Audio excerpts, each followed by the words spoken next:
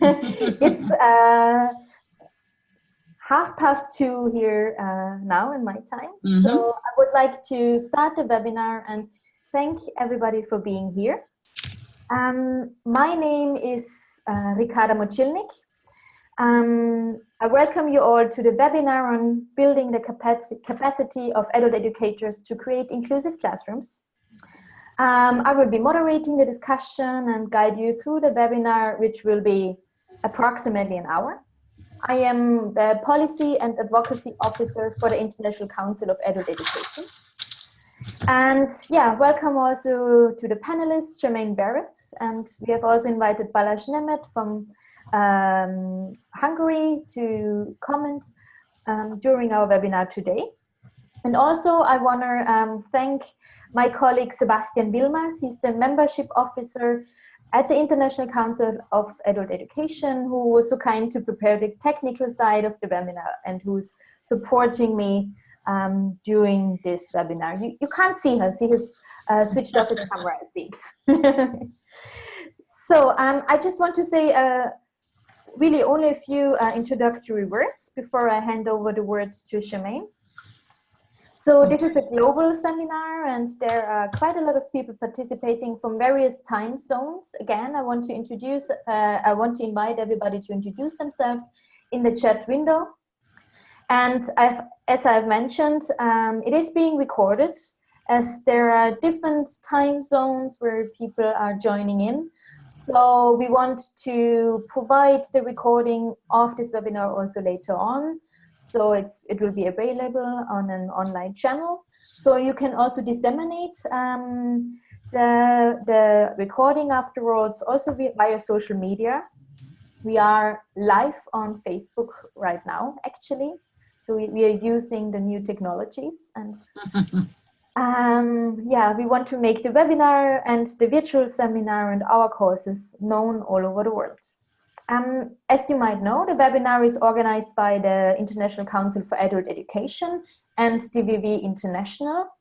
For those of you who don't know ICAE, it's a global network advocating for youth and adult learning and education. We have 7 regional bodies representing actually more than 800 NGOs in more than 75 countries. So if you want to read up more about ICAE, I am posting the link in the chat window. Then just a few administrative issues. This webinar takes place in the framework of the virtual seminar, which is organized every year. And this year we are also organizing it only in English due to some organizational issues. But our aim and our idea is also to extend it to different language versions, also to reach a wider audience. This virtual seminar is running since the beginning of March on the topic of inclusion and diversity. And many of you who are here today have joined the seminar already. Thanks so much for this very interesting contributions. Inspiring conversations has been going on already. And again, I am posting here the link in the chat room for the virtual seminar where you can read up on the contributions and can follow it also until the end of the month. So this virtual seminar will be going on until the 30th of March. It is based on 4 articles of the DVV International Journal, Adult Education and Development. One of the articles has been written by Shemaine, who will be introducing us to her article and to work today. And you can subscribe to this journal, which is also published regularly. I can see that Ruth can't read my posts. Can all the others see my posts in the chat room? Okay, so the others can see. Perfect. Works pretty well. Okay, so maybe there are some technical difficulties on Ruth's side. So So I'm already introducing Shemaine, who will be talking about her article on building the capacity of adult educators to create inclusive classrooms. Shemaine is a senior lecturer at the University of Technology in Jamaica, and she's also the Vice President for the Caribbean region of the International Council for Adult Education. So we do work closely together, which is a real pleasure. She's President of the Jamaican Council for Adult Education, and her research interests are mainly regarding adult teaching and learning, workforce education, and teacher professional development. So, and with this introduction, I already want to give you the word, Shemaine. Okay, thank you, Ricardo. And thank you all for joining. Welcome. I'm very, very pleased that you have chosen to join us across different time zones. It really is important and really is I really appreciate it. The last time I was in this setting, I was up at 6 a.m. to respond to another colleague. And so it's my turn now. So thank you so much. As Ricardo told you, I'll be sharing on my article, Building the Capacity of Adult Educators to Create Inclusive Classrooms. I wanted to ask you to help me, to allow me to introduce myself, and Ricardo has already spoken about the first 3 bullets on my slide, and I want to invite you to, Ricardo, they are able to see the presentation? Yes. Okay, so you can follow with me, but don't be distracted by the slides. So in addition to what Ricardo said, I'd like to say that I'm a trained teacher. I am a teacher educator for over 15 years, and I've been working in the field of adult education since 1998.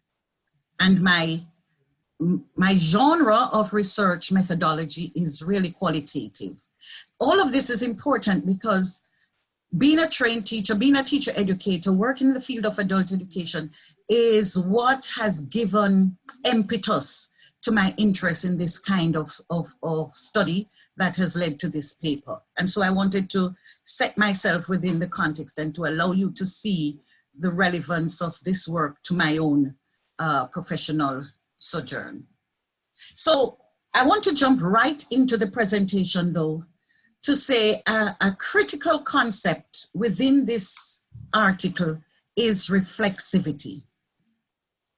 So all that I'm about to share with you is hinged to this concept. And so I believe that it's important to put it right up front and centralize it. So reflexivity really is about answering some key questions, key basic questions. Questions such as, what is it that drives our actions? What is it that informs our behaviors? What is it in our thoughts or thought patterns or conceptions or beliefs or assumptions about people that informs how we behave, how we react to them? What is the ways in which our thinking has been impacted by our socialization? What is it that drives our behavior? And those are some, I've come to appreciate those questions very, I see them as very important and critical to how I function as an adult educator. But within the context of this paper, with its focus on education, I'd like to use a more formal definition of reflexivity, or how I see it. So I define reflexivity as, from the teacher's perspective, as the teacher's willingness to explicitly examine how his or her assumptions, their personal beliefs and dispositions impact his or her attitudes towards teaching and students, and their consequent willingness to look at things from a different perspective. That's a critical underlining point, the willingness to look at things from a different perspective, having been engaged. So this requires the individual to think, not just think about in general terms, but to think more critically about their actions and to question how they see their world. So it gives focus to the presuppositions, the assumptions, those taken for granted ideas, and how those things impact our relationships. Misero, one of the writers that I have really grounded me over the years, once I stepped in the field of adult education, I became fascinated with the critical pedagogy perspective of learning. And Misero is one of the critical thinkers in that area. And so from his perspective, I would see reflexivity as a form of reflection that he describes as premise reflection. What is that? That is the reflection on questions about why we believe, why we behave the way we do. What is it about how we see people that compels us to make polarized summary value judgments about them? And that's important within the context of inclusion. And so I thought that was a good grounding for me personally as I looked at how reflexivity impacts what we do as teachers. But the concept of reflexivity, I would like to suggest, may be seen as one aspect of a larger field of reflection, and as such may be viewed as a progression along a continuum, moving from, and the diagram shows you there, moving from reflection on action or inaction to critical reflection to reflexivity.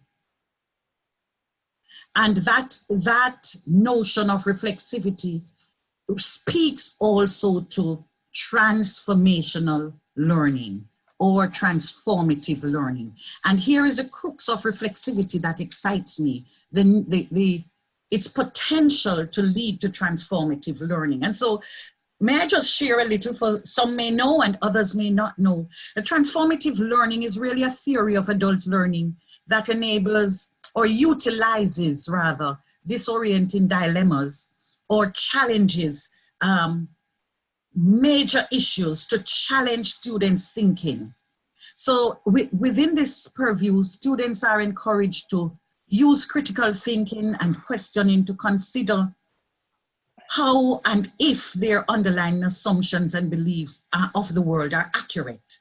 And so critical reflection in this concept, in this context, is also very discursive. It facilitates, it works best in discussions and allowing the person to be able to reflect on themselves. And that is crucial to this paper. Another point I'd like to make here is that based on what I've said about reflexivity, then I make the assumption that reflexivity with its roots in self-reflection has profound potential for major personal transformation. Because as we think and as we reflect, there is the potential, keyword, the potential. So we have just looked at reflexivity in its definition. I want to look a little bit at the value of reflexivity to the teacher. And I want to make a couple points. The first is that what the educator does or does not do is of great importance in facilitating learning. The literature shows that what teachers do is important to the learning process.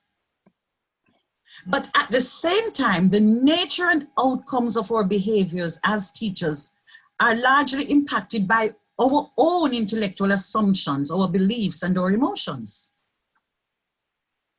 And so it's not possible for teachers to do otherwise, but to respond to students based on their own thoughts, their own worldview, their own values, their own assumptions. And sometimes within that context, what we think are democratic, respectful ways of treating people may be experienced by them otherwise. They might experience them as discriminating, as marginalizing. And so that's something that we have to give attention to. But reflexivity provides a tool that makes the teachers aware of the lenses that they wear as they teach and through which they view school, teaching, and their students. And it also acts as a mirror that enables us as teachers to view ourselves and to make explicit that which is tacit or that which is taken for granted. We do things and we just think that's how I am. But there is usually an underlying assumption, presumption. And so reflexivity for me has helped me, and I am offering it as a way that would help the teacher to clarify and redefine their educational beliefs, their images of the learner, their assumptions about teaching, about learning, about the people who come before them. And then that would enable us to see how these conclusions really impact how we behave in the classroom, and that they are really just interpretations of what happens in the classroom. Many of the ways we view our classroom is really an interpretation of the situation based on our platform or where we come from, our worldview. So reflexivity therefore facilitates the development of the teacher's personal and social competence. And as I looked at this and studied it more, it led me into the field of emotional intelligence. So I just make the point here that it really just helps to develop the teacher's emotional intelligence. That is their intrapersonal development and their interpersonal development. And so I want to proffer that reflexivity facilitates the transformative growth of teachers. And so this helps the teacher, I believe, to be less emotional in the classroom and creates the avenue for creating a more friendlier learning environment that students will be more open and willing to participate. A second key concept in this paper is diversity. The paper talks about creating inclusive classrooms, and so implicit in that is that there is diversity. And so it's important to look at this. So as a concept, diversity acknowledges that people differ in many ways, some visible and some invisible. Badenworth and Rowe, they have put together a diagram demonstrating their own conceptual framework of diversity, which speaks to the fact that we are diverse at a personal level, in our personality,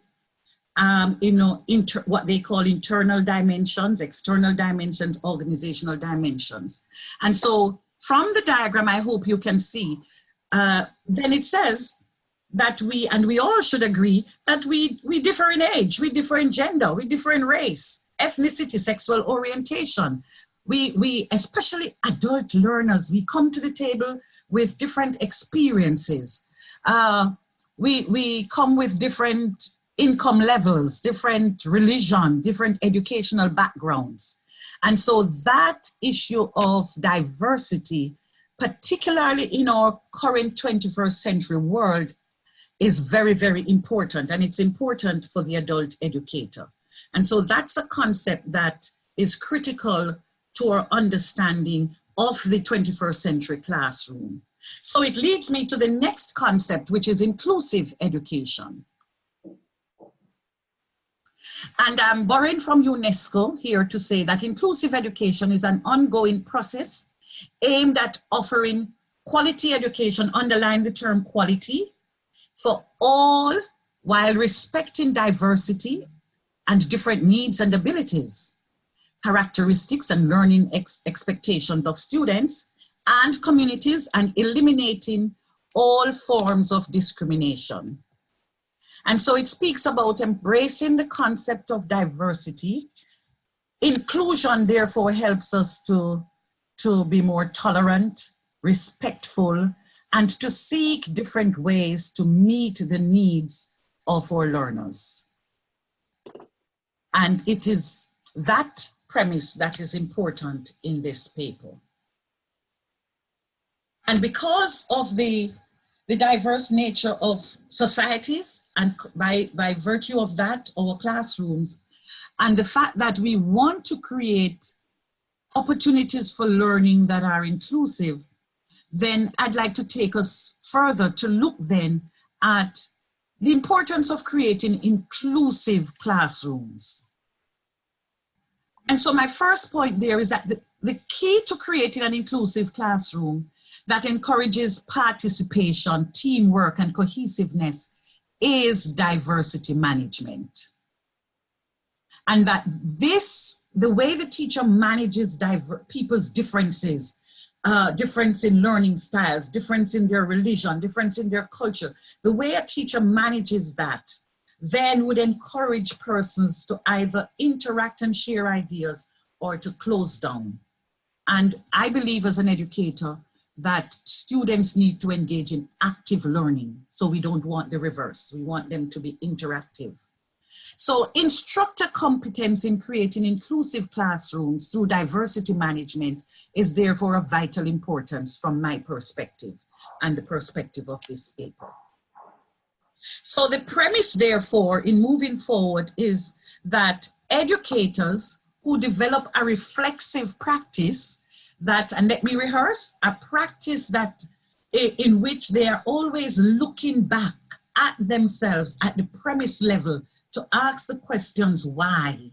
Why from a belief perspective, from a worldview perspective, from a presumption perspective, that kind of teacher is best able to create an inclusive classroom where it is likely that all her participants would feel respected and that their views are honored and therefore they feel free to participate.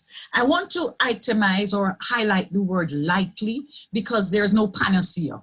This is just one other way in which teachers can facilitate their students' learning by themselves being reflexive. So this is the premise on which this paper is built. So strategies to promote reflexivity in adult educators. Premised on the fact that reflexivity is important for teachers and it helps the teacher to be more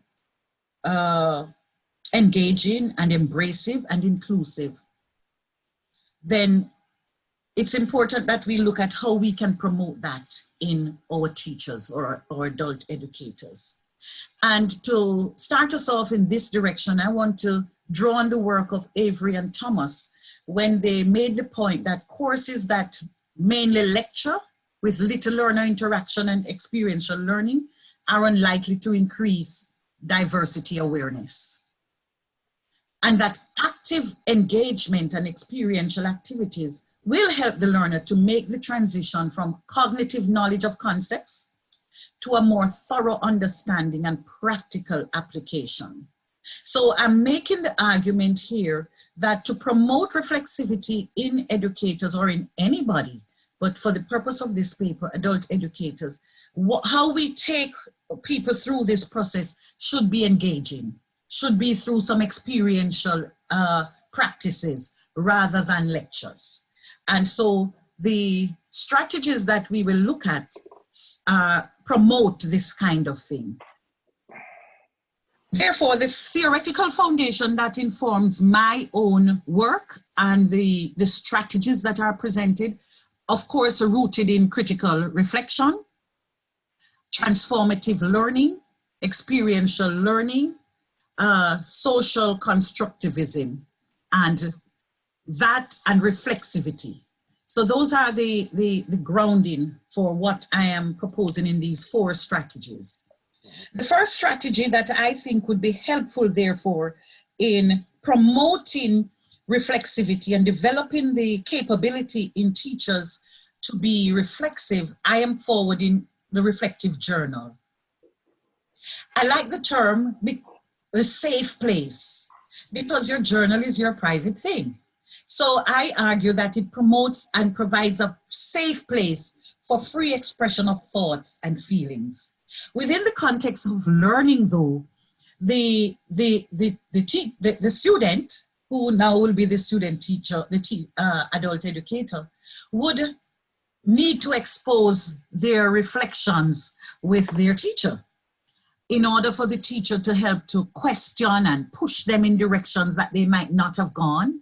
And so even though it's a safe place that this person would be willing to share with the instructor at the time. So within this safe place, students evaluate their actions and reflect on how they could handle a situation differently.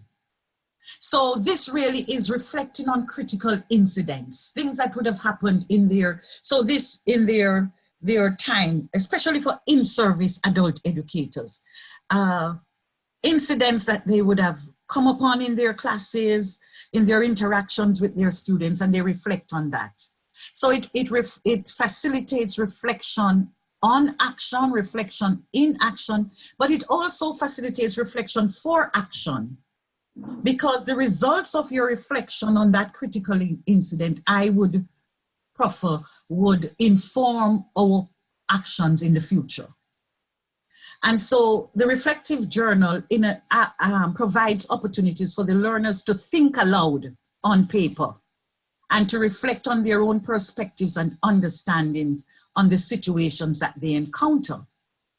So through the reflective journal, the trainer of the adult educator is able to use this to get adult educators in training to be free to express their thoughts, to reflect on their ideas. It's sort of what qualitative researchers do when we keep our journals and we reflect on experiences as we go along. So this is where the teacher is facilitating the learners reflecting on their process. It's having two effects. One is developing the process of reflecting, just being reflective, but then pushing them beyond reflecting just on the action, always going back to that level of why. So that's the role of the trainer now, to push the student to ask why, not just present the issue and think about it on the surface, but to go to the premise level. Is there a way that I perceive the other person, which is the other student in my class, the student in my class now, that's allowing me to respond to them or allowed me to behave in the way I behaved? And so I feel that the reflective journal is a powerful way of helping an adult educator to develop a reflexive practice. The next strategy that a teacher trainer can use is critical group discussion. The key point here is that critical group discussion fosters an appreciation for the diversity of opinions, which is critical in an inclusive classroom. So as the group of learners, adult educators as learners now, are engaging in this critical group discussion, then they are being allowed to acknowledge, accept and respond to diverse opinions and perspectives that would emerge within the context of that open and honest discussion, and to encourage attentive and respectful listening and to help individuals to take informed decisions. So the critical group discussion, the aim here is to expose biases and prejudices and personal concerns, and to push the trainee to be open to rethinking their ways of thinking, their ways of viewing the particular issue, of being able to put forward their arguments, have them countered without being offended. And so this kind of environment, I am suggesting, would challenge the adult educator as a learner to be open to diverse opinions, which is critical within an inclusive context. Because the students that we teach, their perspective, given where they are coming from, given their life experiences, will be different from ours very often. The next strategy is role play. And of course, we know what role play is. And so it provides realistic diversity scenarios that would help the student or the adult educator in the learning context to develop an understanding of the complexity of diversity issues. And so the way I do this is there are any diversity issue of race, issue of social class, issue of religion, that we can pull to the fore. We bring it forward, ask students to act out, to take different roles and to act that out.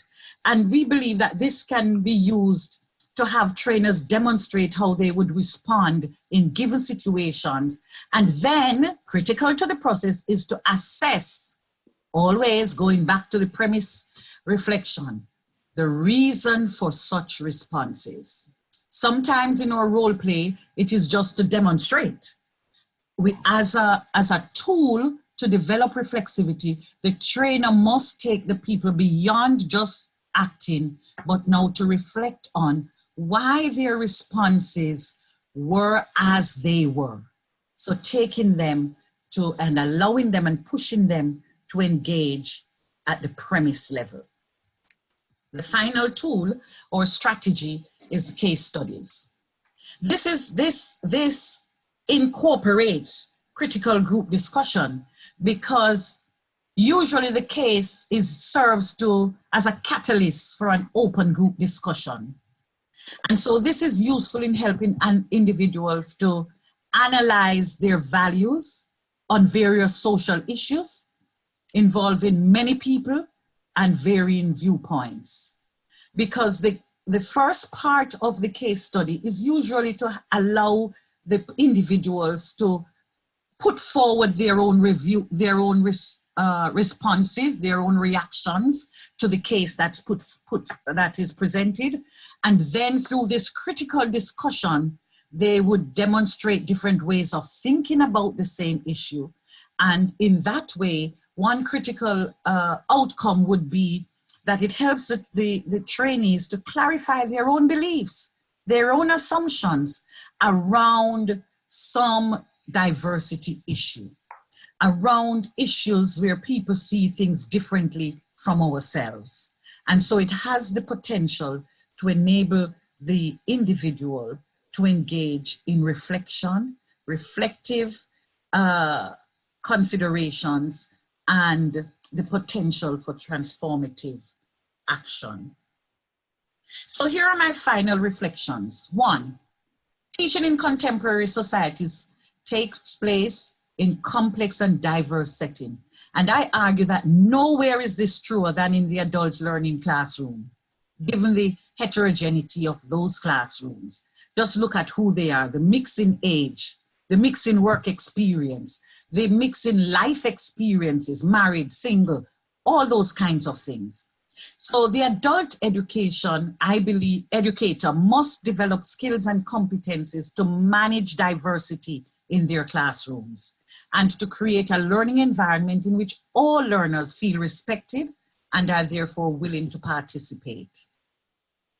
The adult educator should develop an appreciation of the need to constantly examine his or her assumptions, personal beliefs and dispositions, and to have an increased awareness of how the resulting behaviors and attitudes are impacted by those assumptions, beliefs, and dispositions. Thank you.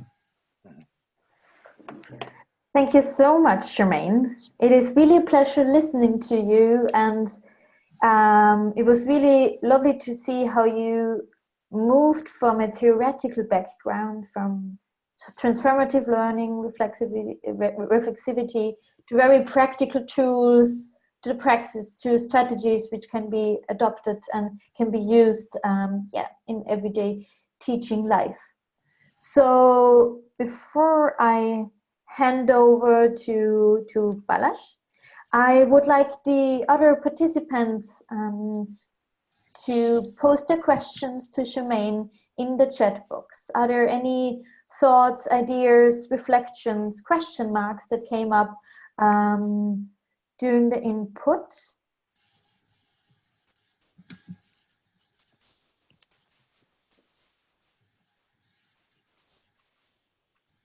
Currently it's being very quiet. Obviously it was all very clear what you presented and explained to us.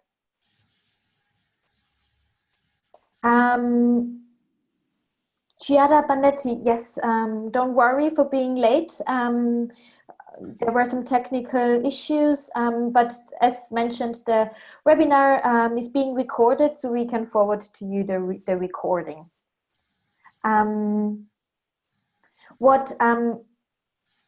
I was wondering, actually, Shemaine, you presented examples of these very useful tools. Can you tell us, for example, in which kind of contexts these have been adopted already and have been implemented, and what kind of experience that adult educators have? As you mentioned already, reflective journals are also very much used in with qualitative research, but maybe role play, which kind of topics were being discussed with adult learners, students, and what were the experiences with, for the educators with this tool, with this practical strategy?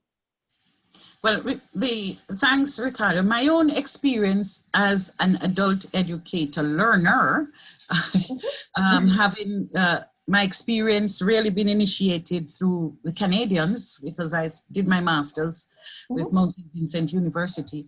And within that context, the strategies and the engagements that we were exposed to included some of these kinds of things. We did a lot of critical discussions where and it is within that, I must say, it is within that context that I became very, very aware of the need for me to be critical, and that's why I became so fascinated with the critical pedagogy, because in my own experiences in those classes in which we were challenged to look through case studies, through critical discussion, to look on differences. For example, looking at the matter of differences in sexual orientation in our classrooms, looking at differences in social classes, differences of cross-border context, and the kinds of dialogue that took place in those classes that I personally experienced.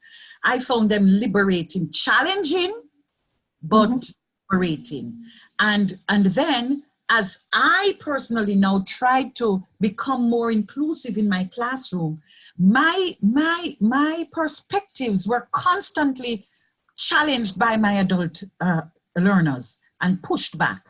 And so I began to say, but as an educator, I myself have to be open to be questioned, open to be challenged.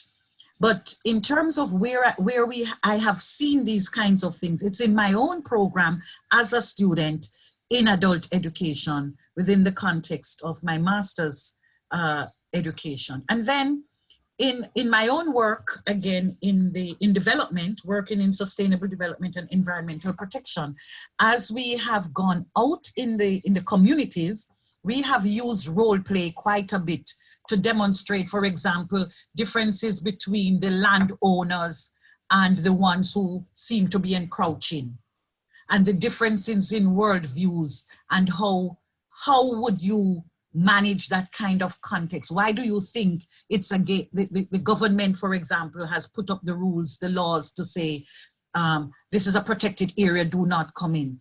And people would demonstrate those kinds of things through role plays. And then we'd reflect on what kinds of assumptions were led to the kinds of behaviors. Why did you burn out the land? Those kinds of issues. So I have personally experienced it at work. Very lovely. You show what the joy of adult education is and what it is about.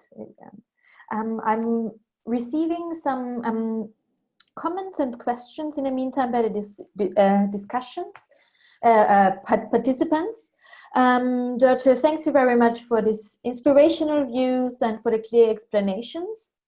Thomas asks, when delivering teaching, how can we retain cultural and social values of learners? So how can we retain their own values? To go ahead and respond to that? Yes. Okay. How can we retain their own values? And my response to that would be, a key word is respect. And how does this work out? The thing is that our aim, and this is a challenge for me as with others, our aim is not right there to necessarily change a person's values. into cultural values. That's what the person said. The question said cultural values, cultural, right? Cultural and social values, yes. Culture and social values. Now, that's why I like the concept of values clarification. Now, if the nature of the course, for example, I might teach adolescent psychology, in which I am helping my students to clarify their own values. And I utilize, say, case studies. Within that context, a student is able to assess their own values for themselves. So my role as the teacher is to respect their cultural and social values, to respect what they come to the table with. But I might want to challenge them to question some of their values. For example, a person might think that they value smoking and they see all the damage that's happening to them. Part of the discussion in my class would be to look at instances where smoking has damaged people, expose them to that. Now, it's up to my student whether they want to take on a shift or remain the way they are. My responsibility is to expose them to different ways of viewing things, different ways of thinking, and allow them to clarify and make their own decisions. Lovely. I think this answers Thomas' question very well. Thomas, is this okay for you? Yes. Thomas is fine with that answer. Wonderful answer. The next question comes from Junior Martin. When do you suggest we start exposing teacher educators to this process? So it's about teachers, educators. When should you start there, and what tools would you suggest we start with during this exposure? Well, remember up front I said who Junior Martin was. Yeah. So I'm going to speak specifically to him, and then it will benefit the rest of us. Because we believe that it really should start in their pre-service teaching before they go into the classroom. In fact, if we could have some life courses that expose people these kinds of questions, because these are general skills that we need for living. But within the context of teacher education or preparing educators, I sincerely believe that this should begin in our pre-service teaching. So the specific to Dr. Martin now is that within our context as teacher educators, we have just embedded this kind of teaching in one of our courses called Becoming a Teacher. It is a foundational course that's exposing them to skills and qualities that a teacher needs to embrace. And we have just embedded the notion of developing reflexivity and reflective action practice in that module. So there we have it. I am sure you will be and will continue to discuss this topic in person the next time we meet together. We have two more questions, and then I will hand over to Namet Balash. But I'm still inviting the others to type in additional questions, thoughts, and ideas you're having in the chat window. So Gareth Phillips asks, what are some of the dispositions in learners or instructors that pose challenges to reflexivity? And do those dispositions vary widely across the different culture groups? That's a very interesting and important question, because when you're trying to do a presentation, you're thinking what you should say, what you should leave out, given the time constraints. But I really looked at the barriers to this, and the very things that we are talking about in terms of what is it that about going back to the premise reflection, those very things that reflexivity is, that underlines the need for reflexivity, is the very things that presents the barriers. What are those? Our presumptions, our assumptions about life, assumptions about people. So for example, if as an educator, I have an assumption that some people are able to learn some things more. If I come from a culture that makes the assumption that a woman's place is in the home, then, and I'm in this classroom being trained as a teacher, and I'm being presented with notions of equality and gender equality, then that becomes a barrier for me. And my thought now is that the exposure, the kinds of critical discussion, the kinds of reflection that happens in our journaling should help me to pass that barrier. So the barriers, the dispositions of just human beings having our own personalities and not being fickle, means that we come to the table with perspectives, with beliefs, with ways of thinking that would cause us to push back at some of these inclusive suggestions. And so that would become a challenge for a learner.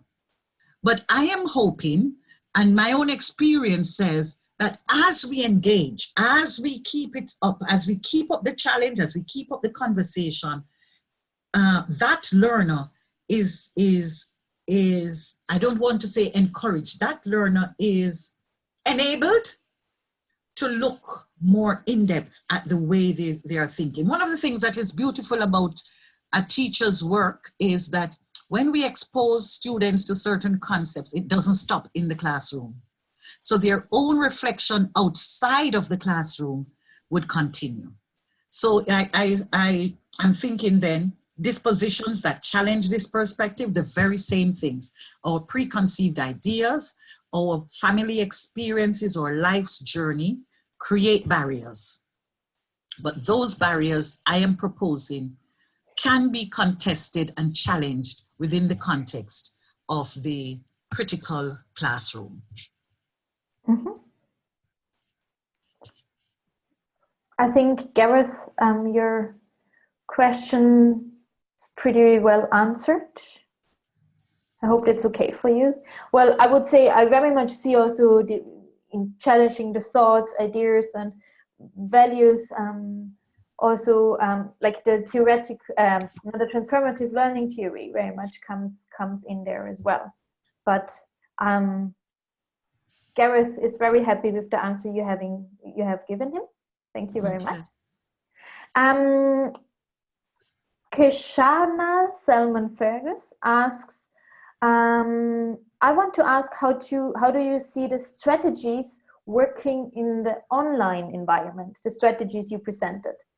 That is, how does one creative, inclusive classroom for adult learners in the online environment? What might be some of the challenges in that context, an online environment? Excellent. And I have experience there too. So one of the strategies that I have used in my own online context is using the chat feature of within the platform that we use, for example, Moodle, or any person can use that. But what I did, and what I have done on several occasions dealing with adult education, teaching adult educators, is that I set up a context which I called, it's a continuous discussion in which I allow students to select topics, any topic, and that's their free topic, and within groups to a group of 3, maximum I've used is 5, for them to have a discourse around this topic, whatever that topic is. Sometimes it's a teaching learning topic, it's a learning theory topic. So for example, they might want to discuss critical pedagogy, they might want to look at this transformative learning, and that's their topic. What I challenge my students to do is to put forward their points, to leave it out there, and whomever in the group is going to respond must respond, but they are to, in the case, because these are usually graduate studies students, they must now respond with literature, with supporting arguments, so that it is not an attack on the individual's point, but on the individual making the point, but on it's a might be a counter argument that is put forward. And I allow that to run for 3 weeks. Within that time, students are confronting and challenging each other's ideas and putting forward their own thoughts. At the end of that 3 weeks, they each now write a reflection and reflect on how their assumptions on the topic were challenged and if and how there was any movement. And I'm using the discussion tools in the online setting. And so, and I went on now to look at it as a research. How is this developing critical thinking in my students? So that's one way that we can use the discussion forum. It is how the teacher sets up that forum in order to facilitate the discussion. Mm-hmm. Lovely. Thank you very much. And yeah, Giada finally asks where materials are possible to find. Where is it possible to find materials on these strategies and tools you mentioned? Okay, well, for teacher trainers or teachers. Right. The great thing is that these strategies, these tools, the strategies are available. Material is available in all kinds of educational documents, because there are strategies that teachers use for different reasons. As I said before, for example, case studies are used widely. The difference is, so you can find a strategy. What I'm adding to that is the kinds of questions that the teacher asks is what makes the difference. Teachers use role play all the time, but what kinds of questions are asked of the teacher that challenge the students to go beyond acting out the parts? And so the easy answer is that many sources are available online and in textbooks that look at teaching strategies. Those are usually there. What I have done is to take out some of those that, given their discursive nature, given the way that they encourage discussion and dialogue, and coupled with how we frame the questions, that those would enable us to dig a little deeper. Okay, thank you. Balázs Nemet, I would like to give you the floor now. Balázs is professor of adult learning and in education at the University of Pécs in Hungary. Very dear colleague, and among many others, he has commented to Shemaine's article during our virtual seminar. And now I would like you to invite you to react here in the during this online webinar. Thank you so much.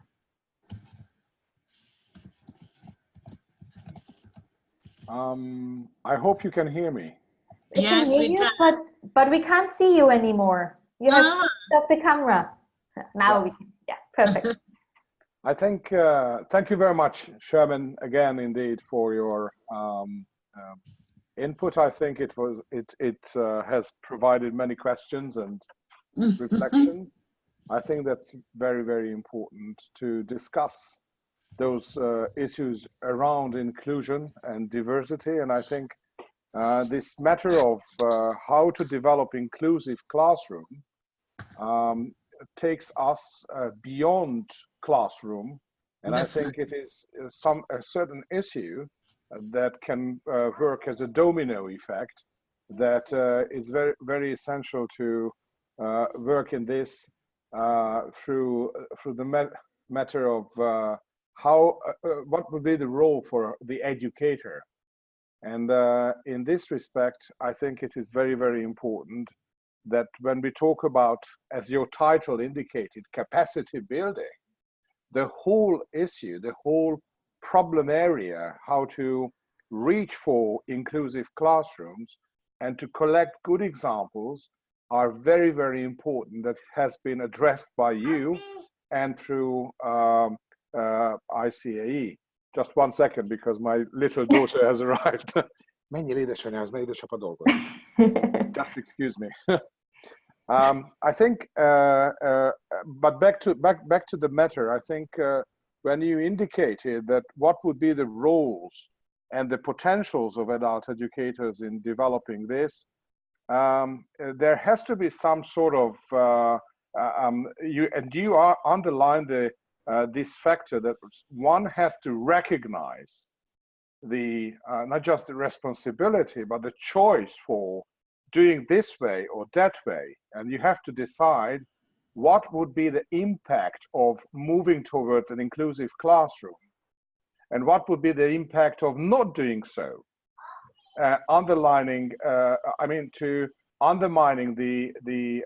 philosophy of adult learning and education these days. It's very easy, but maybe the results of not trying to try out what would be the benefits, the mutualities, and for this reason, I would like to come to the very end of your paper, and I'm very thankful that you highlighted the matter of trust and also the respect to the learner's participation, because without the learner, you just can't provide an inclusive classroom.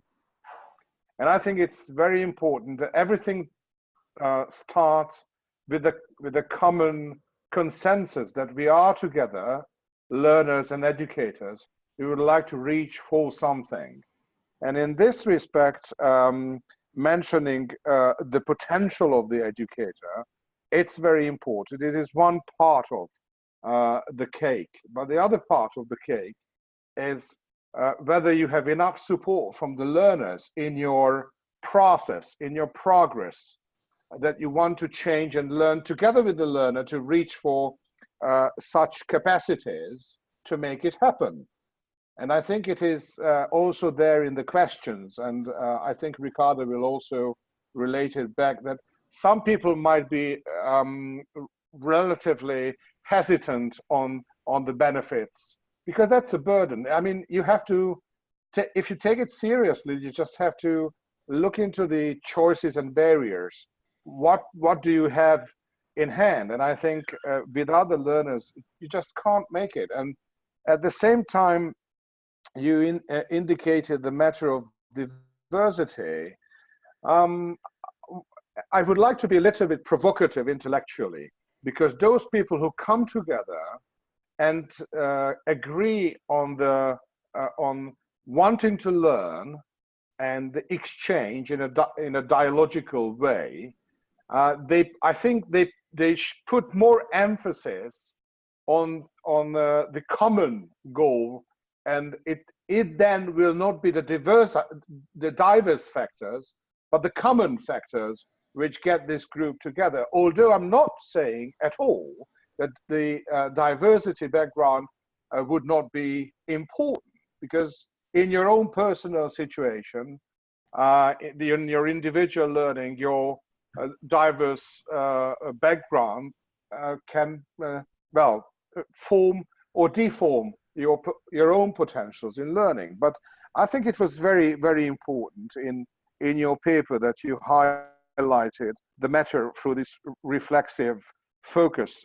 You framed it, and I think it was very good to get back to this argument. But at the same time, I think when we talk about different learning pathways and the roles of the educators, we have a lot of publications on professional developments of adult educators, and then I think this focus should be integrated into this dimension and can be further elaborated and linked, maybe compared to some other approaches to the ways how we can develop adult educators and their capacities, as you indicated in your title. So I think it is interesting what types of concrete examples you brought in the practices. But I also would like to finish up with my comment on the strategic implication. And I think that is very true, that you have to decide if you do something, it's based on active engagement. It's based on interaction. And I think we have to recognize in the ways that work, regardless of whether school-based or more non-formal or informal structures, you need to put more emphasis that you like to involve your learners and do it together. And the same way, it's more experimental and participatory focused, and that may help it come through.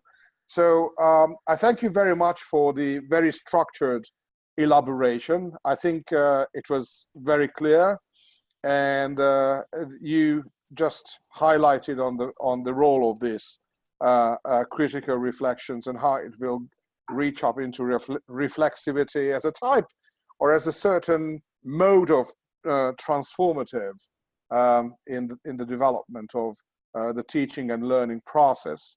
And I'd just like to share with you finally my personal experience on the topic. It was Peter Jarvis, professor from Surrey, who we really miss as an active member, and we wish all good from here to him. Peter has always indicated in the learning grant that it's very important to think with the mind of the learner and not to lose the core value of that. And I think that would be very, very important, how it may hit us back. But he also reminded us not to forget about the transitory times. And I think it has somehow come back that likewise in the 1970s, when critical pedagogies became very, very strong, these days again, it is necessary to underline, if we want to reach a high level of participation in those countries where, according to comparative figures, participation is very limited, we are talking about how to make learning as a joyful thing in the world when learning for a lot of people is a burden. And I think the teachers can be providing a good example that classroom-based activities might be turning out learners to reconsider and reconceptualize these teaching and learning activities. So thank you very much again, and thank you for my opportunity to join you in the discussion. And thank you all the participants with those outstandingly good quality questions and critical remarks. Thank you, Sherman. Thank you, Ricardo. Thank you. You're welcome. You're welcome. Thanks so much, Balázs. Shemaine, I guess you want to respond to Balázs, and maybe you also want to include one more question which came in the meantime by Grace. She asks, she finds her presentation very clear. However, in the light of our current worldview of situations, she wonders how we can ensure that persons are aware of the subtle nuances in diversity and make an effort to change in how we deliver these materials. So very, very good that question came now, because thank you so much. Can I say Nemeth? Because Bala, I can't pronounce that last part. Your last name is giving me a little trouble. Nemeth. Bala's Nemeth. Nemeth. Nemeth. Oh, let's stay with Nemeth. Good. Thank you so much for your feedback. And I want to, in answering Grace, to go right back to a point he made, which I starred as something to respond to. And that is 2 points: to recognize the choice for doing things the way, for doing this kind of thing. The important thing I took away from that is the reminder that this is a choice. And one of my students asked me that one day. He said, "Miss, So because I engage in reflexivity, does that mean I will change? And I said, no, it doesn't mean you will. And it is for that reason why I've tempered my argument to say likely, has the potential, because that question challenged me. Because when you get into an idea, you get excited and you're running and you think it's the answer. And here is another thing. And even myself, I get into spaces that I'm exposed to the thing and I respect and understand where you are, but it doesn't cause me to change my worldview. So the thing is that I'm trying to make sure that I make the connection with Grace. I'm looking for her question. So repeat that for me again, Ricardo. Wait a second. It's on how we ensure that persons are aware of the nuances in diversity and also make an effort to create change in how we deliver the materials. Right. And so the important thing there is I believe, as with any new idea, so within a space that needs change, it means that this way of behaving might be new. And anyway, the way to do that is to keep doing what you are doing, expose more people to it. And for example, in the teacher learning education programs, to make sure that that is embedded as one of the strategies, as Nemeth reminded me that there are different learning pathways, and this is only one. And so we want to be able to put that front and foremost for our students to engage with it, to have the dialogue. We must have the dialogue about diversity because we are experiencing diversity. Once we live in society, we experience diversity. So what is needed is for us to have the conversation about how we are different and how we respect the differences in each other and function together. And we all have to function with diversity in our jobs, in our homes, in our communities. So it is not that it's a new thing and thing, it is a response to. So it really is about keeping the dialogue open and allowing persons to hear it, and to begin to question their own approach and their own response to that. And some of what Nemeth shared pushed me that way. And the thing that really hit me is support from the learners that they want to change. That goes back to Gareth's question about barriers. Because if there is in adult education, we look at barriers to learning. And one of the things is what people come to the table with. And that is a big barrier that could turn students off. And so part of the work of the adult educator, therefore, is to garner the support of the learners by doing what he says. He reminded us about Peter Jarvis, to think with the mind of the learner. And so that's what I'm taking from this presentation, to add to what I am doing, always thinking from the perspective of the learner. Who is this person before me? What are their possible worldviews that might interfere with what I am saying? I want to say, I think he said it too, and I want to pick up on it, that it is challenging. It is challenging because it's a daily confrontation. As the educator, it's a daily confrontation with your own ideas, your own values, your own assumptions. And you as the educator have to be constantly willing to be very clear about your positions. Why do I hold this? On what premise? Is that a faulty premise? Or is it a premise that is wholesome? Those are key questions for us. Thank you so much, Shemaine. And I'm very mindful of the time, but we have a very, very last question. And maybe also you can respond to it very shortly, Shemaine. It's a question about terminology. Giara is a teacher of ESL, I think in Italy, and she wonders if the word complexity instead of diversity would be a better term, a better word. Maybe food for thought. So you said to answer short, to yes. Say I see them as different, but that diversity creates complexity. Mm-hmm. Mm. Perfect ending of this webinar. Thank you so much, Shemaine. I'm very grateful to have this opportunity to create and design this webinar with you two together. Thanks so much, Shemaine and Balázs. It was a real You're most welcome, Ricardo. Thank you, Nemeth. Thank you, and thanks for all participants, which are also were very loyal, and even though we went over time, most of them are still here. Thanks for all the participants from all over the world. And at the very last thing, I want to invite you to our second webinar, which will be taking place on the 28th of March. It's on a very creative topic, inclusion on stage, a Zambian theater case. So two colleagues from Zambia will join us here, and you have again the opportunity to talk with them in person and live, or you can receive the recording. And as I mentioned, the virtual seminar is still running until the end of the month. So please come in, join the virtual seminar.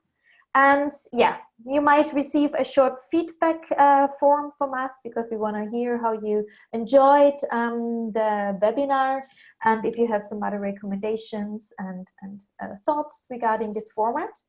So as the very last thing, again, thank you so much for the panelists. Bye. Have a good day. Bye-bye. And hope to see you very soon again. Okay, bye-bye. Bye. Készen vagyok, csöcsökám, kész. Te fölöltöztél?